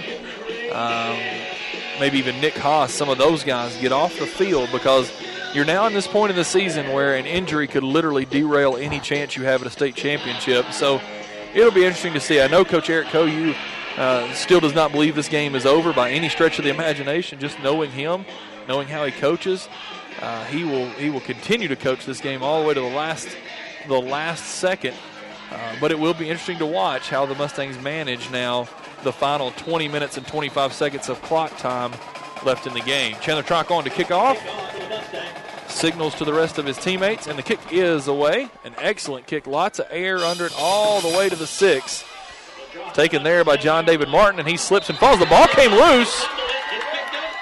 Unfortunately, it looks as though they're going to rule him down as John David Martin slipped right at the 19-yard line. The ball kind of came loose as he hit the ground, which means that it was not a fumble. The ground cannot cause a fumble, but a nice job by Damian Pam, along with, I believe, Lamarcus Martin and Alex Hairston, all right there trying to scoop that ball up. Damian, as a matter of fact, ran it into the end zone, maybe just to get the experience. Yeah, and good of him to be in position to make that play. Unfortunately, didn't turn into 6 points for him, but he was there ready to make it. 1st and 10 for the Plainview offense from their own 19. Pruitt gives it to the inside guy, Anderson, and he is taken down hard at the 19. Excellent play by, I believe that was Frank Williams, extending himself there. Actually, Malik Miller, I'm sorry. Yeah, that was Malik. Malik coming off of the outside linebacker spot. Excellent job by Malik. He was on a sprint, wasn't he? He sure was. Logan Hamlet now will come off the field. Blake Wimberly on. Also, I believe I saw Chris Moorfield in. Jamie Marshall comes off the field. And, again, as we mentioned just a moment ago, making sure that that these guys stay healthy. And you want to make sure they don't take as many hits as are possible. These guys are able to get off the field, get off their feet, and rest a little bit, save a little bit of energy. Pruitt takes the snap, gives straight ahead. Big hole for Spears. He breaks this one loose. Nice job by number 7, Caleb Spears for the Plainview Bears. A first down across the 35. Well, I believe Chris got sucked in that time. He may have been on the blitz, and the running back just went right past him. So bring somebody in fresh. He's not, quite ready to make that initial hit, and got caught up inside. And good running play there by the big number 7, who, as I mentioned, is more of a power guy, and he did a good job breaking loose and getting a first down. 1st and 10 now from the 36. Pruitt the give to Spears again, this time met by Frank Williams and Chris Moorfield as well, and that'll be no gain, 2nd down. Yeah, Chris said, hey, it's not going to happen again. Good job there by Moorfield, and also, of course, by Frank, who turned him into Chris that time, so good job by him. And if you hear some cheers, Frank Williams' family sitting right below us here in the press box, and that name being called over the PA is going to get a reaction, which is awesome to hear. As we've got a good crowd even now, up 35-0, and still got a good crowd. 6.5 minutes to go in third quarter. I see now Lauderdale County leads Geraldine 13-3. It's the first time we've been able to update that score tonight, as Deschler still maintains their 14-6 lead. Nice play, Chandler Trock. Yeah, Chandler just came in on corner blitz and was able to cut the running back's legs right out from under him. Good tackle there by Chandler. Excellent play. Chandler Trock hits him right in the legs. Adam Mann finished it off by basically doing just a belly flop right on top of the running back, just to make sure he understands that if you run this way, you're going to be tackled and tackled hard. So excellent play there by Chandler and Adam, and that's a loss of 3. It's going to bring up 3rd down and about 11 with 6 minutes to go here in the third quarter. Yeah, Adams had a nice little game tonight, both offensive and defensively. He's opened some big holes from the offensive side and then made some nice tackles on defense as well. 3rd down and long. Moorfield and Hamlet look like coming on the blitz there. Nice job. Number 31, Brett Bobo, takes it right up the middle, and he is met there by Chris Moorfield along with some other help there to bring him down. It'll bring up 4th down and 9. Looks like they're going to kick this ball away. Well, honestly, Adam playing hard because there is such a push for these guys to be named Player of the Week. Mm-hmm. They want that interview, that FaceTime on the Sunday night wrap-up show. If you guys are up at about 10:30 on Sunday nights, Channel 54, Fox Channel 54, tune in for the review show with Coach Koyu, and these guys all have a good time with each other about that show there. Nice punt there by number 4, the Plainview punter, and also he's one of their defensive backs and one of their better receivers. He just hadn't had many balls thrown to him tonight to show off, but good little athlete again, one of their sophomores. They've only got 3 seniors on the whole offensive starting lineup. Most of them are sophomores. I believe 2 on offense and 3 on defense. So very young team, and these kids will be around again playing in the postseason next year and probably the year after that as well. So now Coward comes out. He's got Logan Hamlet behind him. 3 wide receivers to the far side. A little bit of confusion. Coward going to make something happen here. Runs it around the right end. That was not the play design, by the way. Somebody went the wrong way. Somebody went the wrong direction, and Coward just makes a 6-yard gain out of nothing. Well, just good job by him of getting out of bounds early, not trying to pick up something big downfield. Very important cog in the wheel of the Madison Academy offense, and we want him healthy.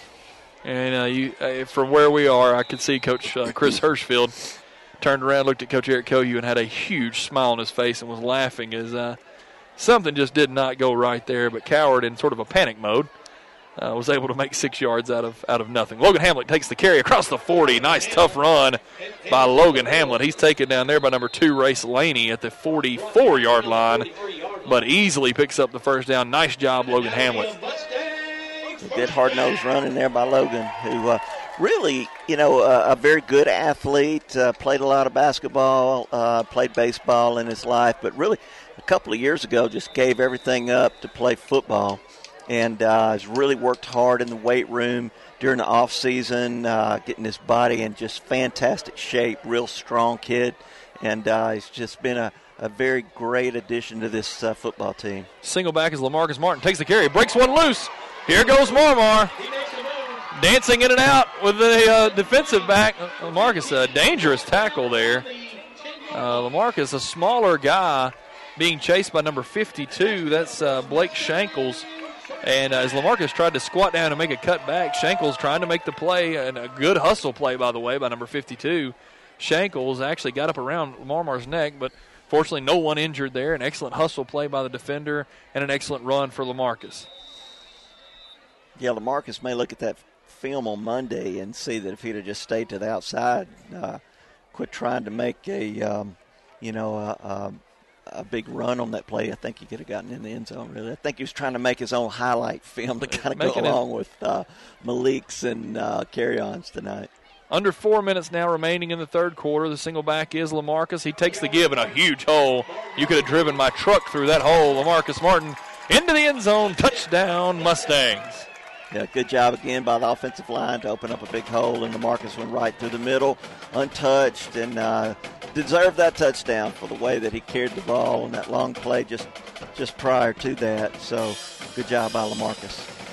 Now Nathan Geis will come on to kick, and I would have to believe that's probably going to signal the end of the night for Chandler Trot. Nathan will handle, looks like, the extra points and probably the kickoff duties for the remainder of the evening. The kick is up, and it is good. Nice job by Nathan. New score, 3:49 remaining in the third quarter. The Mustangs now lead 42-0. And for those of you watching, again, I would love to watch this back, but just the unbelievable turn of events. With about 8 minutes to go in the second quarter, Plainview is first and goal from the 2. Hands it off, gets a yard gain, then loses a yard, then loses 2 more yards, and then a fourth down almost a completion on a quick pass across the middle. Comes up empty for them, and all of a sudden, the next thing you know, it's 14-0, now 21, now a 3:49 to go in the third quarter. It's 42-0. Just an unbelievable turn of events, an unbelievable change in momentum just off of one play. That's so typical, though, of football, isn't it, Coach? Unbelievable. It's just, you see turns of momentum in games, and maybe it's a touchdown difference or a field goal difference or even a couple of touchdown difference. But this thing went from a potential 7-7, tough, hard-fought rest of the first half to out of control, and it's 42-0 with 3:49 to go in the third quarter. Geis's kick is taken by John David Martin, and he'll get it out to about the 29, almost the 30. And he'll be met there by Justin Wimberly, Blake Wimberly, and Carryon Johnson. Quick update, Deschler now leads 21-6 with 4.5 to go in the third over number 1 in the state, Piedmont. Now, people are going to look at that score Saturday morning and think that's an upset, but none of us up in this press box feel like that's an upset. We all had confidence that Deschler could handle Piedmont tonight. Piedmont was kind of in the same situation last year as they came over, again, being ranked number 1 or number 2 in the state. I can't remember, but was ranked number 1, and they came over to Northwest Alabama and played Rogers and got their little tails handed to them again. So they don't want to come this way anymore, I don't think. Nice play, Carryon Johnson. Run wide there by number 38, Cody Willingham. Carryon just kind of paced his steps, bided his time, and then dove directly into the ankles of Willingham and tripped him up for a loss of 1.5 yards, 2 yards. Seeing where Coleman is up on Walker 13-0. Like to see Coleman do well in the playoffs because that's one of the 2 teams that beat us this year. Of course, they're a 5A team. Hartsville in that same region is 21-6 over Winona. So they're going to hopefully continue on in the 5A playoffs. Johnson, one of our local teams, is up on St. Clair County, 20-12. Bears will try to get up the middle. The Bears go up the middle, no gain whatsoever. Maybe they're going to give them forward progress, which is the only way there was going to be a gain there. Forward progress to just across the 25. We'll bring up now just across the 30, Now we'll bring up third down and about 9 for this Bears offense. Here's another one of the top teams, Leeds number 2, traveled to Bayside Academy, who I think was only 6-4 over the season and was like, I think, the number 4 team out of that region. But they're again going in on the road. One of the big teams in the state. Leeds is just barely winning at Bayside Academy 6-0. Willingham in motion again. This time the give is to Anderson. Big hit. I believe that was Chris Moorfield again. Chris, he's having a nice night after that first play. Just smashes down the running back. Yeah, just unloading on ball carries.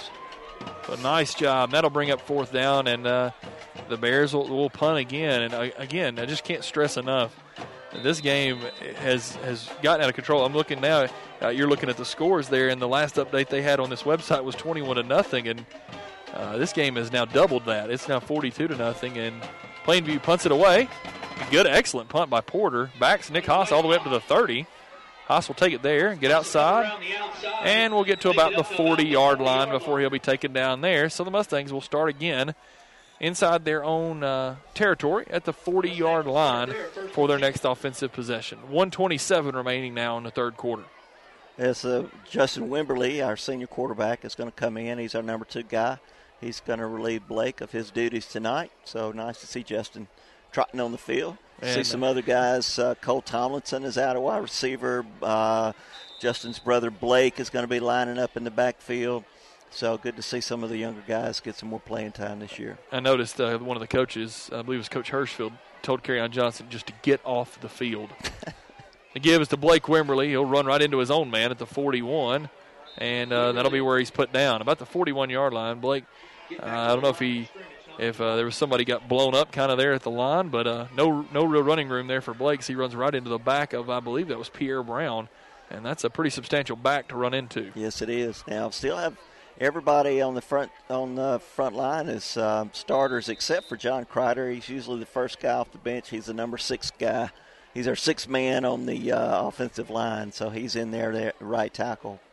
And they've moved Ben McCafferty in at center, so Cole Swearingen off the field at this point. Wimberly takes a snap, gives to Wimberly. Across the 45, nice job by Blake. Good tough run there. They'll be marking him down at about the 49.5-yard line. It'll be very close to a first down, but just short. But an excellent run there by Blake to bring up third and very short with only 30 seconds remaining in this third quarter. Just shy of first down. Starting to get a little cool tonight, Coach. The breeze is starting to get pretty cool here as it's what I guess most people would refer to as good football weather. A nice little chill in the air. And it's good for us because the Mustangs lead 42-0, so the cold is not nearly as cold. No, it's not, is it? They're going to let the clock run out here. The play clock never started and still hasn't started, even though our guys were lined up to run a play. But any way you look at it, there's triple zeros on the clock. So the third quarter has ended here, and a huge, huge turn of events here as the Mustangs came out of the halftime break and put 21 points on the board in the third quarter to now take a commanding, insurmountable lead, 42-0 heading into this fourth quarter. Of course, we're glad that y'all are watching the replay Saturday morning, but we'd love to have you come out and support the Mustangs. We have at least one more home game, hopefully a couple, but that's it for the season. So if you want to come out, if you hadn't seen the Mustangs play, then you certainly are running out of time. You need to come out and watch this team as they will be here at home next week against probably Colbert County. Well, of course, if Colbert County were to go down, we'd have to travel to Sylvania. So, we're kind of pulling for Colbert County to beat them so that we can stay home one more week. But anyway, you're running out of time. It's a great little football team. Got a lot of seniors on this team that need your support. Got to come out here and see this big, unbelievable Jumbotron and just be a part of this unbelievable season here, as it's been, just one that we'll look back on with nothing but good thoughts.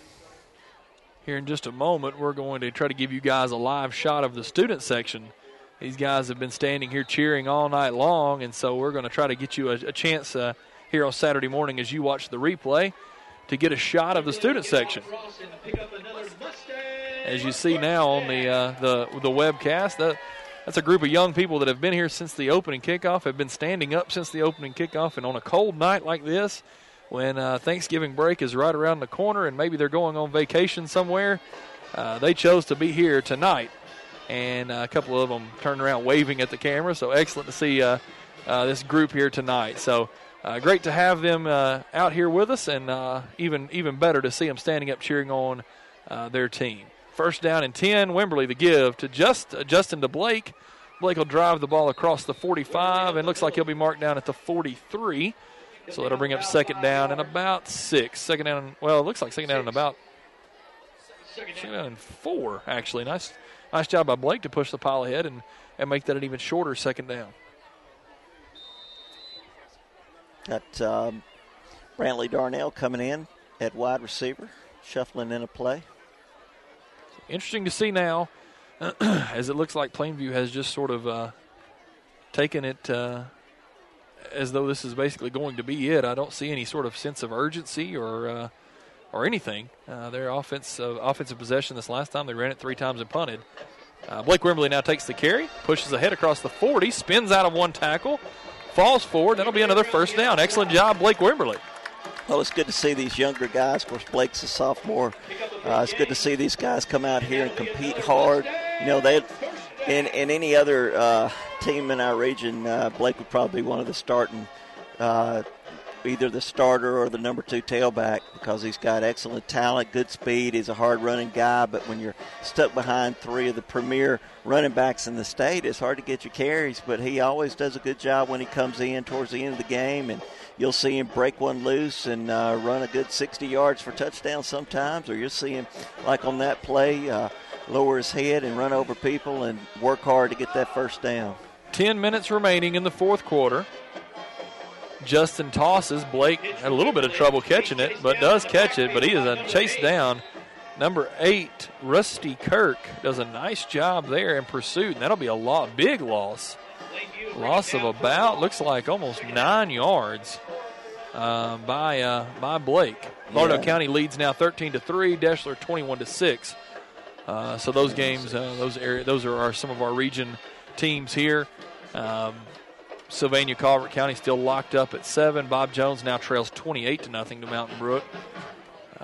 Madison County back in the lead. Yeah. I remember Sylvania from last year as being a team that throws the ball around a lot. I don't know if they still got the same little quarterback, but we handled him last year pretty well because he got banged up right at the first of the game and wasn't very productive. But I do remember that they threw the ball around a lot last year.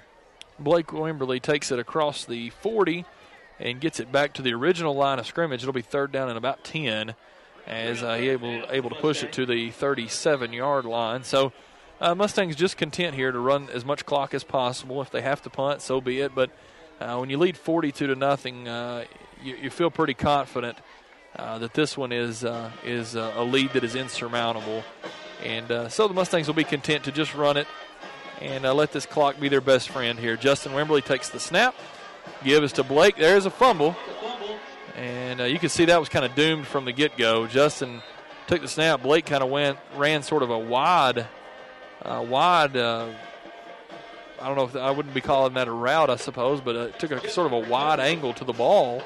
And Justin had to reach a little bit further than he should have to. And Justin kind of, it looks like injured his shoulder a little bit there. Yeah, jumping on the ball, I believe, trying to get the fumble. He wrenched his shoulder a little bit as he's moving around, trying to get some more life into it. Anytime I see that, I think of Drew Breeze. Calvert County up on Sylvania 14-7 now. anytime I see that, I think of Drew Brees. When Drew Brees was with the Chargers, the last play he played with the San Diego Chargers, he dove on a fumble and blew his shoulder completely out. And so anytime I see a play like that, it just makes me nervous. On fourth down, the Mustangs will simply run it straight ahead with Blake. It'll be a loss of a couple of yards. And so it'll be a turnover on downs, and the Bears will take over with only 7:39 remaining in this football game. Free substitutions for the Mustangs. Patrick Hammond in, Andrew Watson in. In the safety positions, Jamie Marshall back out there, but Taylor Zack off the field now. Cole Tomlinson in at outside linebacker. Logan and Malik both off the field. And then we see R.J. Scruggs along with Adam Mann and Taylor Kelly on the defensive line. Pruitt to give a straight ahead to Spears, as he'll fall across the 45 there. Bring up second down and about, looks like about 6 for the Plainview offense. Clock running under 7.5 minutes. Marcus Martin on this near side here is playing cornerback too, so he's getting a little time out there on the defensive side of the ball. So just an excellent job by the Mustang coaching staff to get some of these guys off the field. Taylor Zack and Carry On and Malik and some of these guys that have worked really, really hard, but at the same time you want to make sure those guys stay healthy. Pruitt loads up, throwing it deep.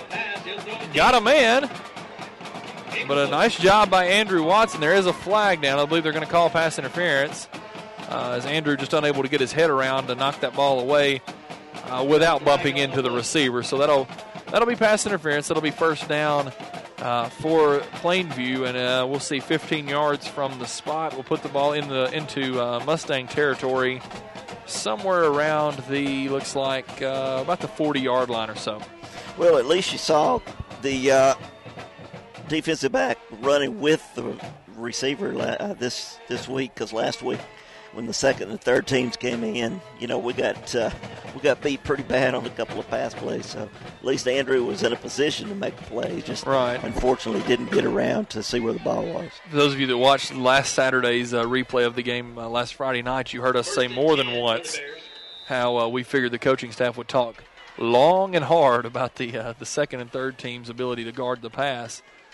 So Andrew did a nice job there. Willingham, big hole. LaMarcus Martin overran the play there. Andrew Watson, nice hustle play.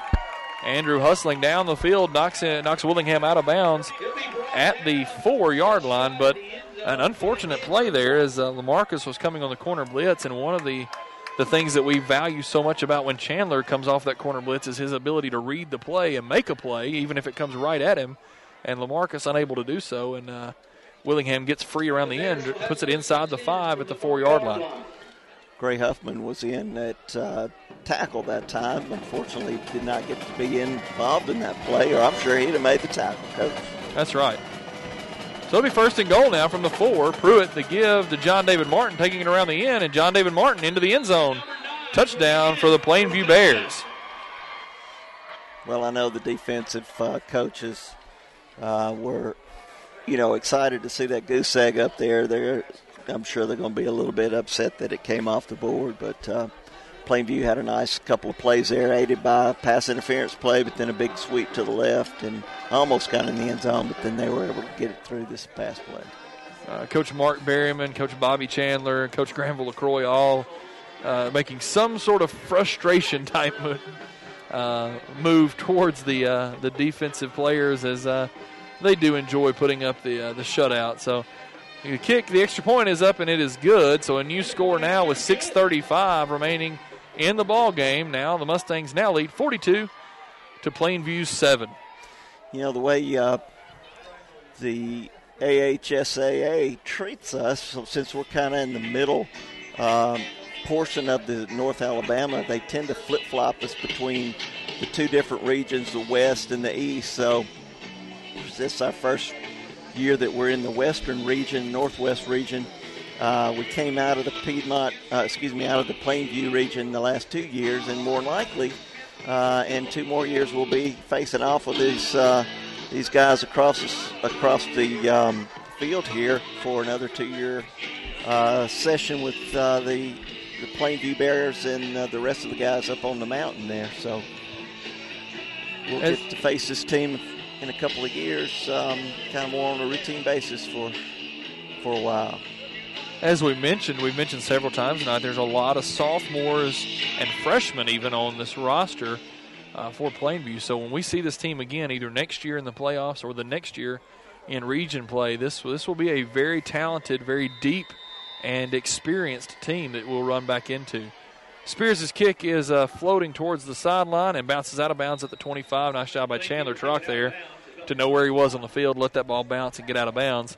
And so the Mustangs will begin again on offense at the 35. So 6:35 remaining here in a game that has quickly gotten out of hand in the third quarter. And so now it'll be interesting to see the rest of the scores around the state. Deschler holding on right now 21-6.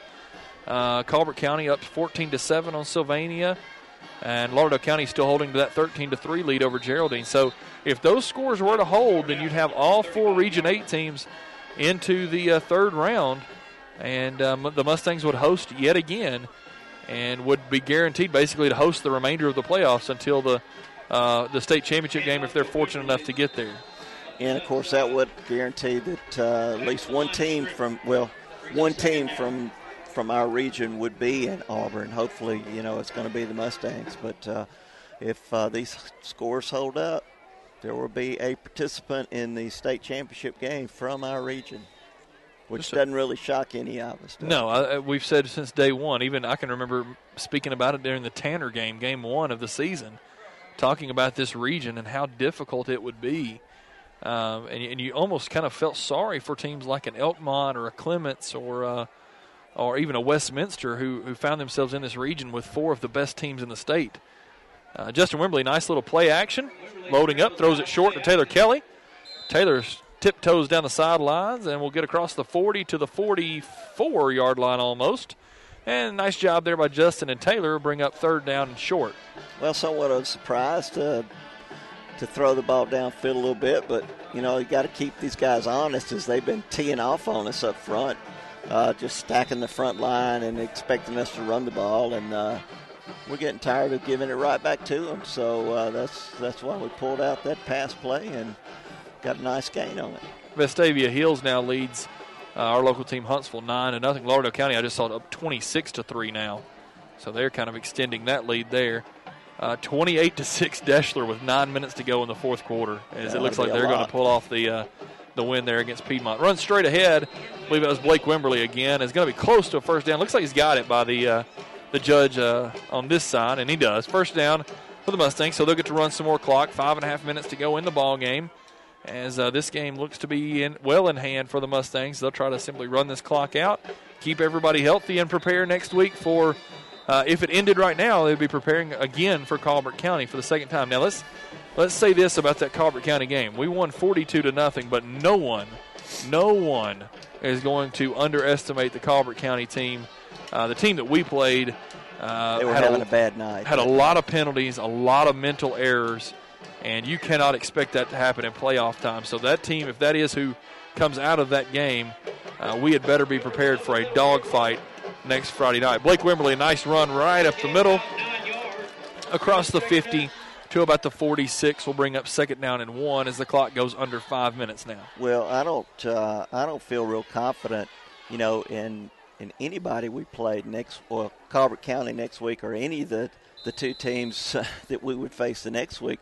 Lauderdale County, we beat them 21-7, but they had the ball driving at the very end of the game, 14-7, and we picked off a pass, and Carry On took it 98 yards for a touchdown, and it made that score look a lot bigger than it was. But they gave us everything we could handle that night, and then of course Deschler. So whoever wins that game, Deschler and Lauderdale County, of course, that's going to be a battle right there. Incredible football game. Yeah, Lauderdale County came out victorious the first game, but I tell you, I just think Deschler's a completely different team since losing their last game, and that was to us. They were 1-3 in their first 4 games. They played a very good Russellville team who's playing in the playoffs again tonight. That was their first game of the season. They won their second game to a Region opponent. Then they had Lauderdale County and Madison Academy right after that. And so since then, though, they have been very, very tough. They've won by impressive margins. And, of course, now they're beating the number one team in the state. So I don't look forward to playing Lauderdale County or Deshler. Justin Wimberly completed a pass to Colby Crossfield for the first down. Now big hole, Blake Wimberly. Across the 30, across the 25, across the 20, down to the 14. And there's that run we've been talking about. Seems like every time late in the game when Blake Wimberly comes in, at least once, he finds a little seam and just bursts through, and he does there and picks up about 20, 25 yards and another first down. Excellent job, by the way, on the play before, as we were talking about some of our region opponents. Justin Wimberly threw a quick pass to Colby Crossfield on second down and short, and Colby did a nice job of picking up about 6 yards and then laid a good hit on the cornerback that tried to tackle him to pick up about 2 more yards. So nice job there by senior wide receiver Colby Crossfield in this game. 3:21 and counting. Justin Wimberly under center. Got the single back is his brother Blake. Justin gives to Blake, big hole, but a nice play by a linebacker there. Number 63, that is Kyle Crowell. Does a nice job of taking Blake down at the 10 after a gain of about 4.5 yards. Well, it'll be interesting to see what our coaching staff does next week playing Colbert County. Of course, it is so difficult when you play a team a second time in a season, to scheme for them. And, of course, the team that loses for some reason seems to have the advantage in the second game. You just look back to last year in college football with LSU coming out victorious at Tuscaloosa, and then, of course, Alabama beating the snot out of LSU in the national championship game. And, we're going to have our hands full playing Colbert County next week, and then, of course, after that, playing another region opponent, all three of whom we've beat. But I just don't look forward to playing anybody, either one of those guys in the final game. Wimberly takes it down to the 6. I'll bring up third down and very short as the clock gets down to 2 minutes now remaining in the football game here. Colbert County we defeated 42-0. We already talked about the fact the Lauderdale County game very, very close right until the last play, literally, of the game. And then the Deshler game was a 28-7 game, but that game never felt like we were ahead by 3 scores. It felt like a game that could just turn on any one play, but the Mustangs were victorious. That was at Deshler. So, again, some confusion on the direction of the handoff, as that's the second time that's happened tonight. I am certain that there is some serious frustration now. The first time it happened, it was somewhat humorous as Blake Coward sort of scampered in a panic and picked up 6 yards. That time, just a simple dive play that apparently we did not communicate which side we were running to, I guess, in the huddle. So there were some coaches not very happy on the sidelines with that.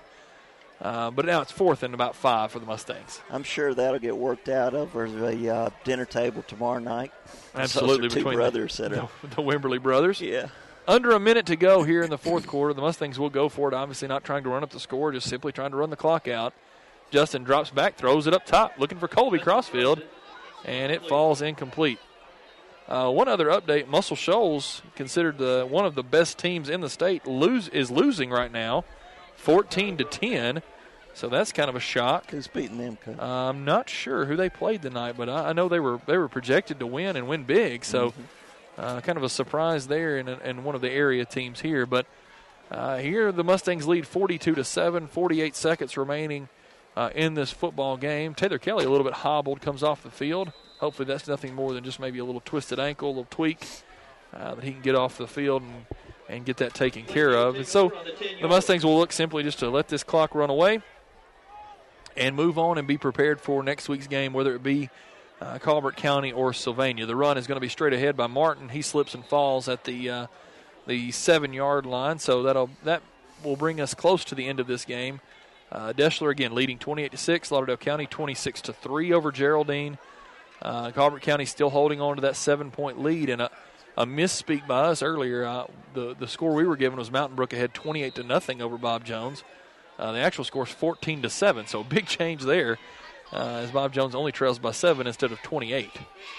Huntsville staying in their game. They're down to Vestavia Hills at home, 9-0. So that was expected to be a pretty pretty one-sided event, but Huntsville High is doing a good job to stay with Vestavia Hills. As the clock winds down here, straight give, straight ahead. That will probably be the last play of this football game, as I imagine there will be no hurry by either one of the teams to get back to the line. Only 5 seconds remaining. The clock will tick down, and the Mustangs will celebrate a second-round victory over the Plainview Bears. Mustangs win here, 42-7. Now we wait as Colbert County and Sylvania will put the finishing touches on that game. If Colbert County were to win, the Mustangs will host Colbert County next Friday night here at Bill Washington Stadium. If Sylvania wins, then we want you to make plans to get on the road and go with us to Sylvania next Friday night. Either way, unfortunately, due to AHSAA rules, you won't hear us live Friday night if you're unable to go with us. We'll hope that you'll listen to the replay on Saturday morning. And always remember, on Sunday nights at 10:30 on Fox 54, the replay show with Coach Eric Cohue and the highlights of the game of the weekend. So thank you for joining us here on Saturday morning as you're listening to it. Mustangs win 42-7.